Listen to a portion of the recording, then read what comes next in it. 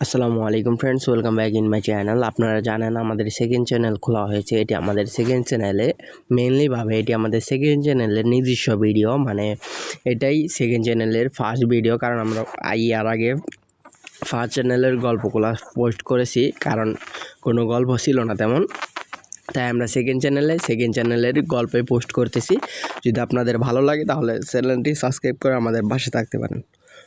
7 বছর পর বাড়ি ফিরছে চৌধুরী বাড়ির 3 ছেলে।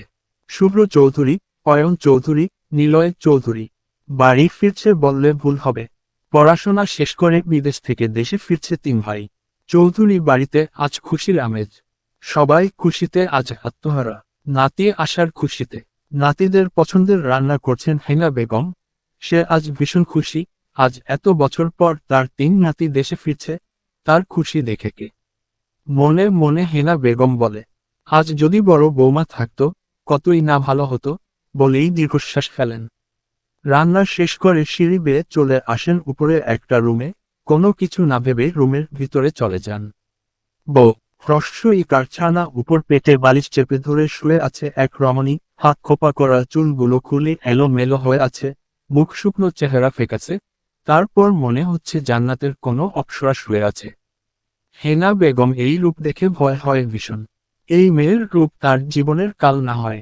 তার মেয়ের ভাগ্যের মতো যেন এই মেয়ের ভাগ্য না হয়। এই রূপ তার মেয়ের জীবনের কাল হয়েছিল।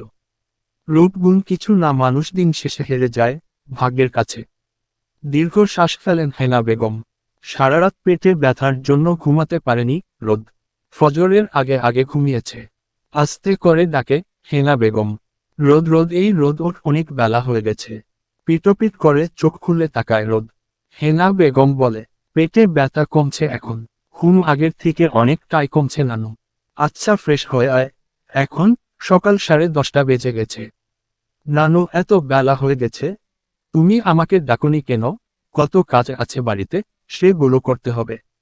কথাগুলো বলেই রুম থেকে বের হতে যাবে, তখনই হেনা বেগম বলে, রোদ দাঁড়াও। রোদ প্রশ্নসূচক চাহনিতে তাকিয়ে বলে, নানু, বাড়িতে অনেক কাজ, আমি চাই না আমার জন্য এই বাড়িতে কোনো ঝামেলা হোক। হেনা বেগম বলে, তুমি আজকে রুম থেকে কোথাও বের হবে না, রুমের ভিতরে থাকবে। আর তোমার কোনো কাজ করতে হবে না।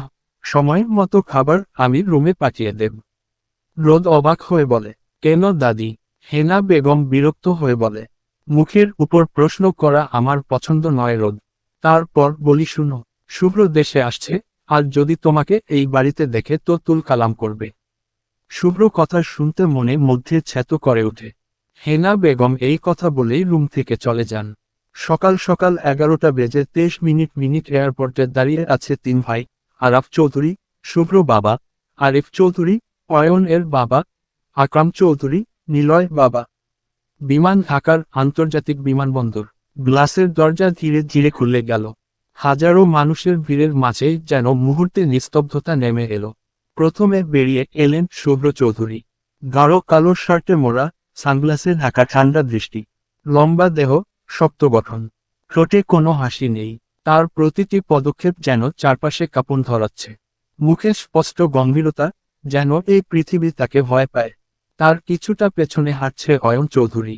পরনে হালকা নীল শার্ট, কাঁধে ব্যাগ, চোখে গভীরতা, ঠোঁটে মৃদু এক রহস্যময় হাসি।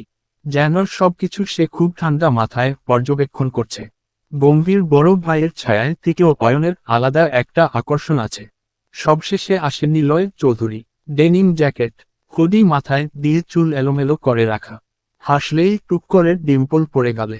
চঞ্চল ভঙ্গিতে হাত নেড়ে সবার দিকে তাকায়। মনে হয় যেন এই এয়ারপোর্টটাই তার নিজের স্টেজ। তিনজন একসাথে হেঁটে বেরিয়ে আসে। আরাফ চৌধুরী শুভ্রকে জড়িয়ে ধরতে আসলে শুভ্র পাশ কাটিয়ে চলে যায়। শুভ্র বাবার চোখে পানি চিকচিক করছে। অয়ন এসে চাচাকে জড়িয়ে ধরে আর আস্তে করে বলে, শুভ্র এখন রেগে আছে চাচা যান, আস্তে আস্তে সব কিছু ঠিক হয়ে যাবে। তুমি কষ্ট পেও না। অয়ন নিলয় সবার সাথে কুশল বিনিময় করে, কিন্তু শুভ্র কারোর সাথে কোনো কথা বলে না। সবাই এসে গাড়িতে বসে, গাড়িতে সবাই চুপচাপ। চৌধুরী ভিলা, কালো রঙের ঝকঝকে প্রাইভেট কারটি এসে থামল চৌধুরী বাড়ির বিশাল লোহার গেটের সামনে। দুই পাশে সবুজ গাছের সারি, আর মাঝ বরাবর পাকা রাস্তা ধরে গাড়ি ঢুকে গেল ভেতরে। চৌধুরী বাড়ি, 3 তলা বিশিষ্ট সেই প্রাচীন অথচ রাজকীয় স্থাপনা, যার প্রতিটি দেওয়ালে যেন শানের ছাপ।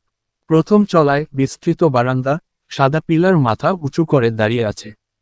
ভেতরে প্রবেশ করতেই চোখে পড়ে প্রশস্ত ড্রয়িং রুম, ঝাড়বাতির ঝলক, নরম সোফা আর পুরনো দিনের ছবি সাজানো দেয়াল। একপাশে কাঠের আলমারি, তার উপরে রাখা পিতলের শোপিসগুলো যেন বাড়ির ঐতিহ্যের সাক্ষী।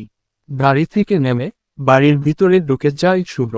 দরজার সামনে দাঁড়িয়ে আছে হেনা বেগম, হাসি বেগম, অয়নের আম্মু, আর মীরা বেগম, নিলয় এর আম্মু।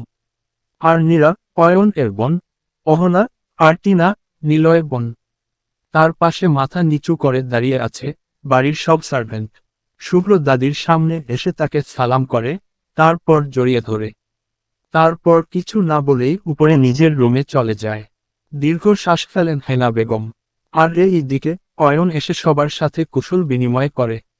নিলয়ের কথা জিজ্ঞেস করে সবাই।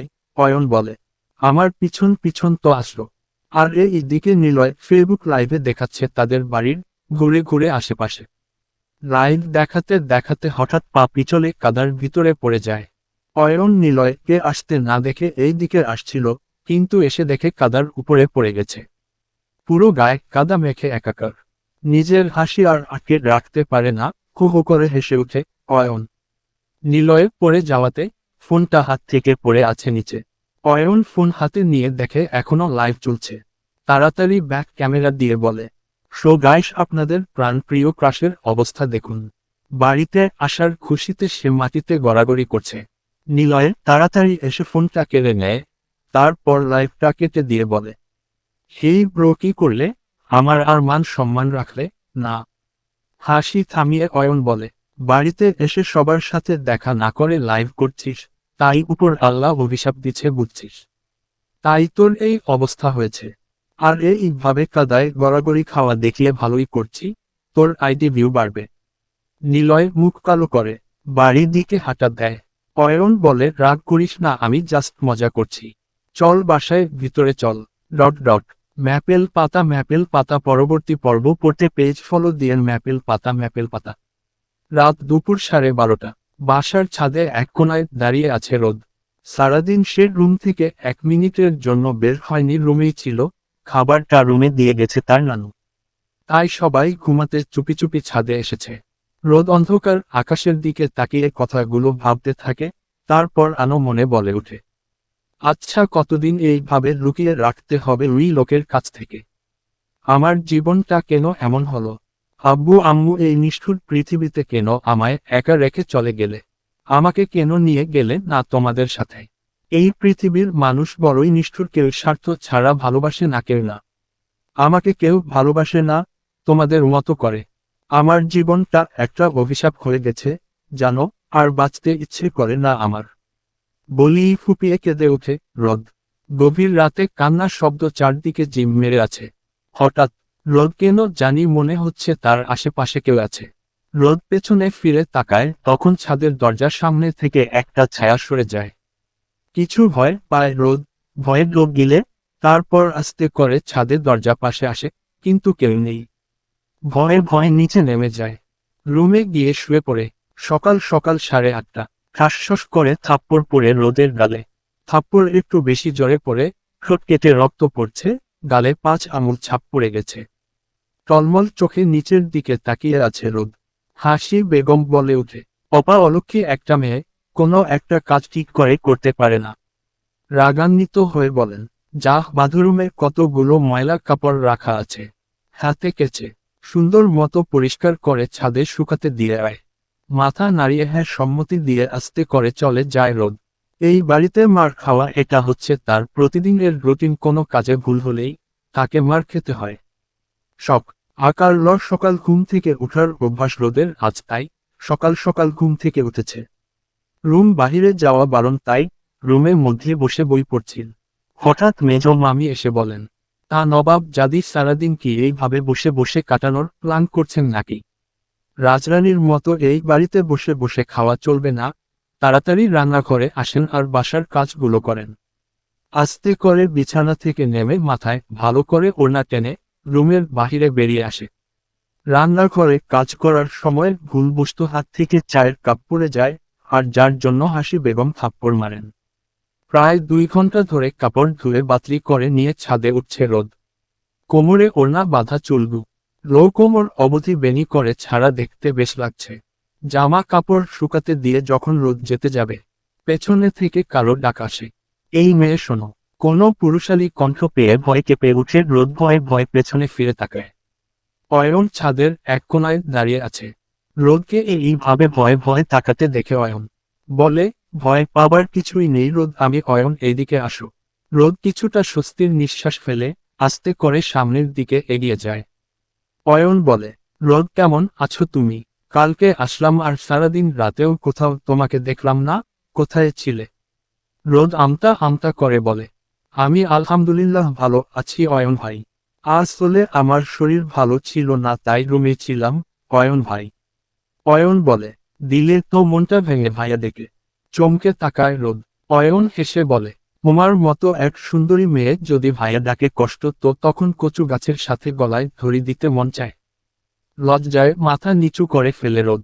অয়ন মনে মনে বলে, আসলেই মেয়েটা অসম্ভব সুন্দর, শুধু সুন্দর নয়, মারাত্মক সুন্দর, পুরো চেহারার যেন মায়াতে বরপুর। হঠাৎ করে অয়ন খেয়াল হয় রোদের গালে লাল দাগ হয়ে গেছে। ভ্রুকুচকে অয়ন জিজ্ঞেস করে, রোদ কি হয়েছে তোমার গালে এইভাবে লাল দাগ হয়ে আছে? রোদ কিছুটা চমকে যায়, তারপর বলে, আসলে ভাইয়া তেমন কিছু না, অ্যালার্জি কারণে হয়তো ভাবে লাল হয়ে আছে। বলেই রোদ মাথায় ওড়না দিয়ে গাল ডেকে দেয়। অয়ন কিছু বলতে যাবে তার আগেই নিলয় এসে বলে, ব্রো কি করছো এখানে? আর আমি তোমাকে পুরো বাড়িতে খুঁজে হয়রান। নিলয় হঠাৎ রোদ দিকে চোখ পড়তে হাসি দিয়ে বলে উঠে, এই আমাদের ছোট রোদ না কত বড় হয়ে গেছে। কেমন আছো রোদ? আমি ভালো আছি ভাইয়া। দুজনে কুশল বিনিময় করে।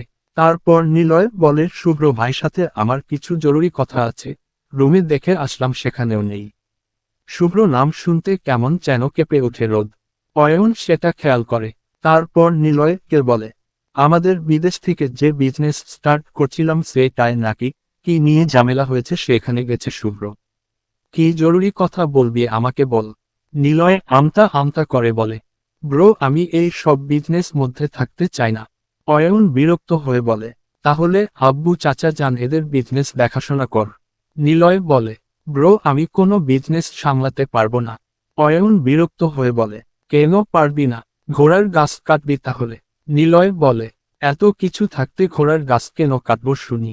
আমি সারা বিশ্ব ঘুরবো আর ব্লগ ভিডিও করব, তারপর বসে বসে খাবো, শুধু এত কষ্ট করার কেন মানেই হয় না। অয়ন নিলয়কে ব্যঙ্গ করে বলে, শালা রাখো তোর ব্লগ ভিডিও আসছে, সারা বিশ্ব ঘুরবে আর ব্লগ করবে। ব্রো তুমি জানো শাহরুখ খানের থেকেও আমার কত ফ্যান ফলোয়ার। শাহরুখ খানের মতো ঘুর এক আর স্টাইল দিয়ে ধারাতে যাবে অমন সময় ভিজা কাপড় পানি পড়েছিল ছাদে, সেখানে পা স্লিপ কেটে ধপাস করে পড়ে যায়। নিলয়ের অবস্থা দেখে রোদ অয়ন দুজনে হেসে দেয়। এই দিকে নিলয় বেচারা বলে, শালার কপাল বাড়িতে আসা, রপর থেকে পড়ে যাবার শুনি লেগে আছে আমার পিছনে। রোদের হাসতে দেখে অয়ন হাসি থেমে যায়। অয়ন অপলক দৃষ্টি তাকিয়ে আছে রোদের দিকে। হাসি দিলে গালে টোল পড়ে, যার জন্য আরো বেশি সুন্দর দেখায়। মুগ্ধ চোখে তাকিয়ে আছে অয়ন। হঠাৎ অয়নের এমন দৃষ্টি দেখে থতমত খেয়ে যায় রোদ। চুপ করে সরে আসে, তারপর ছাদ থেকে চলে যায়। রোদ সরে যেতেই হুঁশ আসে অয়নের। তারপর নিলয়ের দিকে তাকিয়ে নিলয়কে ওঠে দাঁড় করায়, তারপর নিচে নিয়ে যায়। দুপুর 12:30। বাসার সব রান্না বান্না শেষ করে যেই না রোদ রুমের দিকে যাবে ফ্রেশ হতে, তখনই হাসি বেগম বলেন, রোদ এই রোদ শোনো। রোদ পিছন ফিরে তাকায়, তারপর বলে, জি মামি কিছু বলবে? হাসি বেগম বলে, রোদ তুমি শুভ্র রুমে গিয়ে শুভ্র রুমটা পরিষ্কার করে আসো যাও। রোদ কিছুটা চমকে যায়, তারপর ভয় ভয় বলে, মামি তুমি অন্য কোনো সার্ভেন্টকে পাঠাও না, আমার পুরো শরীর ঘেমে নিয়ে একাকার, আমি পারবো না। হাসি বেগম রাগান্বিত হয়ে ধমক দিয়ে বলেন, তোমাকে বলছি তুমি যাও। রোদ ভয়ে ভয়ে হাঁটা দেয় শুভ্র রুমের দিকে। হাসি বেগম মনে মনে শয়তানি হাসি দেন, তারপর বলে, একবার শুভ্র এই অপা মেয়েটাকে দেখুক, তারপর ঘাড় ধাক্কা দিয়ে বের করে দিবে এই বাড়ি থেকে। রোদ শুভ্র রুমের সামনে এসে দাঁড়ায়, ভয়ে ভয়ে দরজা খুলে ভিতরে যায়, কিন্তু ভিতরে কেউ নেই, সুস্থির নিঃশ্বাস ফেলে রোদ তারপর মনে মনে বলে, উনি আসার আগেই রুম পরিষ্কার করে চলে যাব, তাই তাড়াতাড়ি কাজে হাত লাগায়। সারাদিন অনেক ব্যস্ততার কারণে অনেক ক্লান্ত শুভ্র রুমে গিয়ে ফ্রেশ হয়ে লম্বা একটা ঘুম দেবে। হঠাৎ রুমে ঢুকে দেখতে পেল পিছন ঘুরে কেউ দাঁড়িয়ে আছে। শুভ্র বলে ওঠে, কে ওখানে? হঠাৎ পুরুষালী কণ্ঠ চমকে উঠে রোদ। পিছন ফিরে তাকাতে হাত থেকে শুভ্রকে দেখে হাতে শুভ্র ফটো ফ্লোরে পড়ে যায়। শুভ্রকে সামনাসামনি দেখে ভয় কাঁপতে থাকে রোদ।